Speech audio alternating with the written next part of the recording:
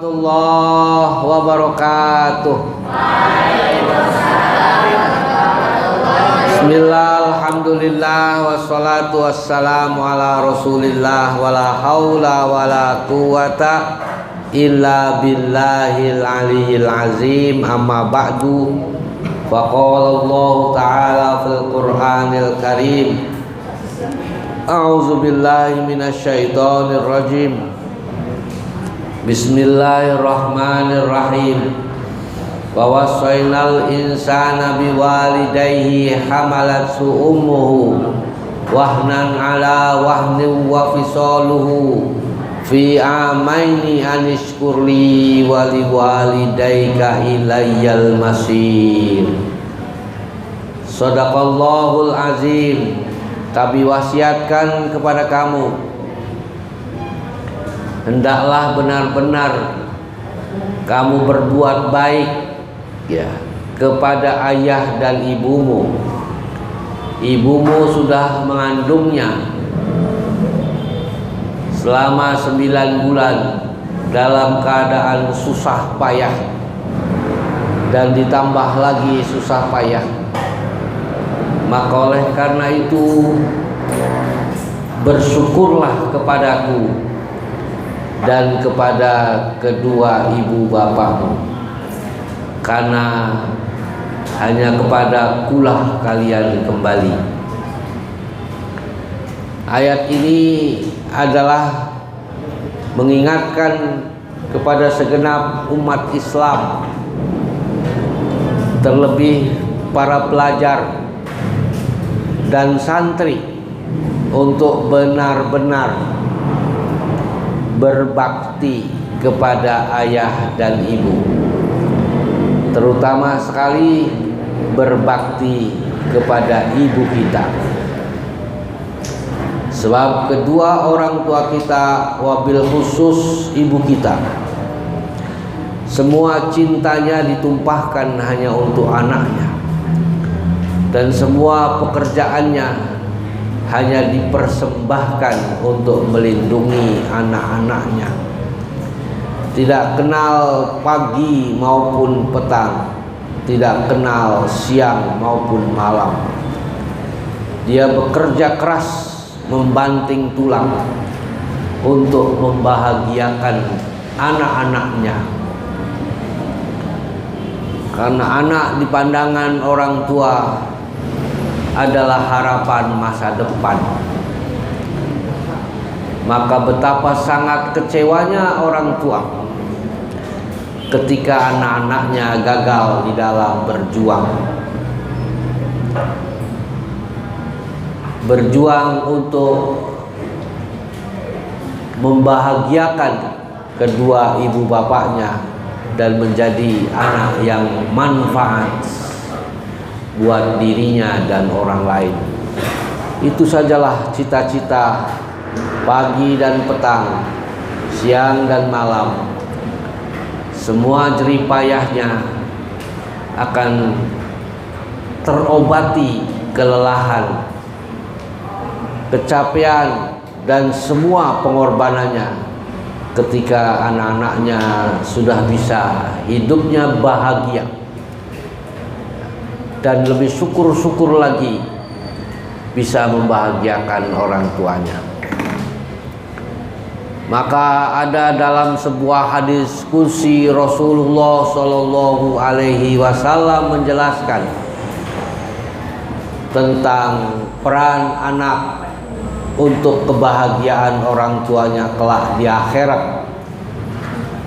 Pada suatu saat nanti ada seorang pemuda, karena dia waktu sekolahnya rajin, hafalannya juga cerdas, dan terutama sekali akhlaknya terpuji dan dipuji oleh semua guru dan ustadznya. Maka kemudian dia ditakdirkan oleh Allah Subhanahu wa Ta'ala untuk menjadi penghuni surga, menjadi ahlul jannah. Wahai pemuda, karena engkau anak soleh, karena engkau anak baik, kamu berhak memasuki surga. Maka ketika hendak masuk ke surga, si anak itu kemudian teringat sama ayahnya, sama ibunya. Kalau saya ini tidak pernah melanggar aturan pesantren, tidak pernah menyusahkan guru, tidak membuat repot ustadz dan musrif serta musrifah, itu karena aku ingat sama ibuku, aku ingat sama ayahku yang dia siang malam bekerja mencari nafkah untuk supaya bisa memberikan jajan kepadaku setiap bulan. Dan terkadang dia itu tidak memikirkan dirinya. Kalau beli baju, yang penting anaknya bisa menggunakan seragam sekolah yang layak. Biarlah diriku tidak usah membeli baju yang baru. Maka kemudian kalau aku menjadi ahlul jannah, itu semua adalah karena jasa-jasa ayah dan ibuku. Bolehkah aku bertanya, ya Allah, di mana ayah dan ibuku? Wahai anak muda, ayah dan ibumu itu ada di neraka jahanam. Maka bagaikan disambar petir di siang hari. Terkejutlah dia. Ya Allah, saya nggak mau masuk surga. Kenapa? Aku mau masuk surga kalau bersama ayah dan ibuku. Kalau engkau sebut aku ini anak soleh, anak yang baik, dan sesuai dengan janjimu, man dzalladzi yashfa'u indahu illa bi'idznih, tidak ada yang bisa memberikan pertolongan kecuali pertolongan engkau. Dan salah satunya adalah karena doa-doa anak-anak yang soleh. Maka hari ini saya berdoa, Rabbighfirli wali walidayya warhamhuma kama rabbayani shaghira.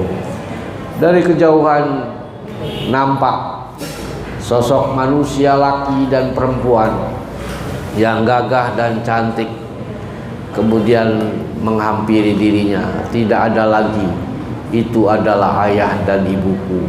Maka kemudian disambutlah oleh anaknya, ya, salamun alaikum tibtum fadkhuluha khalidin. Itulah makbulnya doa anak yang soleh, maka masuklah mereka bertiga ke dalam surga. Alhamdulillahirabbil alamin. Itulah yang dicita-citakan oleh ayah dan ibu kalian. Maka Nabi SAW berpesan, janganlah kamu menjadi seperti Alqamah yang selalu bikin susah orang tuanya saja. Pada suatu kali ibunya datang ke rumah Alqamah, maka kemudian tidak ada yang memberikan minum. Istrinya Alqamah itu hanya ngurusin suaminya saja. Padahal suaminya Alqamah itu adalah anak dari ibunya. Maka ibunya tersinggung, maklum sudah tua, ya. Ya, pigih katanya, aku tidak rela. Ya, saya nggak mau datang lagi ke rumahmu, hai Alqamah, karena istrimu tidak kamu didik dengan baik. Singkat cerita, sampailah pada suatu saat Alqamah dipanggil Allah Subhanahu wa taala. Maka kemudian dibimbinglah oleh anaknya. Nah, saya ingin tanya sama anak SMA, itu ada anaknya Alqamah itu yang kemudian dia menjadi Khain, menjadi pahlawan yang bisa membunuh Rustum. Nah, itu di belakangnya itu ada nama bin Alqamah. Siapa namanya? Hilal. Oh, Hilal bin Alqamah. Oh, ya. Ya, anaknya soleh sekali, jadi pahlawan, ya. Bisa mengalahkan, ya, panglima perang Raja Persia, Hilal bin Alqamah. Nah, dibimbinglah si Alqamah itu sama anaknya, ya, waktu Ya, ayahnya itu belum meninggal. Si ayahnya nggak bisa bergerak apa-apa, mulutnya diam saja. Bahkan tambah jam, tambah menit, lidahnya semakin panjang menjulur sampai puluhan meter sambil berkejat-kejat dia. Maka kemudian Bilal bin Alqamah datang kepada Rasulullah Shallallahu Alaihi Wasallam. Dan Rasulullah datang. Kemudian pertanyaan Rasulullah singkat saja, masih ada nggak ibunya? Bilal. Oh ada ya Rasul. Panggil sekarang. Bener saja ibunya nggak mau datang dia. Pigih katanya. Saya nggak mau datang sama anak saya. Bikin susah saja anak dari mulai kecil katanya. Gede katanya didatangin saja nggak dikasih minum macan. Nah itu ya. Kemudian bilang, hei, ditemenin sama Abu Bakar sama Umar, ya. Bilang pesenku kalau ibunya nggak mau datang karena anaknya udah payah ini, ya, nggak bisa datang ke ibunya. Biar anaknya mau dibakar saja. Mendengar informasi anaknya mau dibakar, kemudian ibunya nggak tega ning larai, ditega ning pati, itulah ibu. Baik-baik saya mau datang katanya, ya sebentar lagi ya katanya. Nah, dibimbinglah kemudian, hai bunda, maafkan Alqamah. Ya dia anak baik, cuma karena terpengaruh saja. Akhirnya ibunya maafkan, kemudian lidahnya tarik lagi, kemudian bisa mengucapkan la ilaha illallah Muhammadur Rasulullah. Itulah derita seorang anak yang masih kecilnya saja bikin susah orang tua. Kalau kalian orang tuanya dipanggil ke sini itu sedih dia lahir batin. Oh, dia sudah cari uang susah payah pagi siang, ya, malam petang. Anaknya bikin susah saja. Harusnya ke laut, datang ke sini. Karena si bagasnya itu digundul misalnya. Contoh, ya. Oh, ya. Sedih lahir batin itu orang tua. Nyekolahkan ke sini itu supaya jadi anak soleh, ya. Nah, itulah membahagiakan orang tua. Insya Allah Allah akan memberi yang terbaik buat kalian. Kalau kalian sudah bisa berbakti kepada ayah dan ibu, membahagiakan, jadi anak yang sukses. Jangan bikin susah. Kalau belum ngasih duit, ngasih makanan, ngasih minuman, ya, ngasih parcel, ya, untuk lebaran, bahagiakanlah, ya, ayah dan ibu kita dengan cara kita menjadi anak yang soleh. Mudah-mudahan Allah Subhanahu wa Ta'ala memberi hidayah kepada kita semua.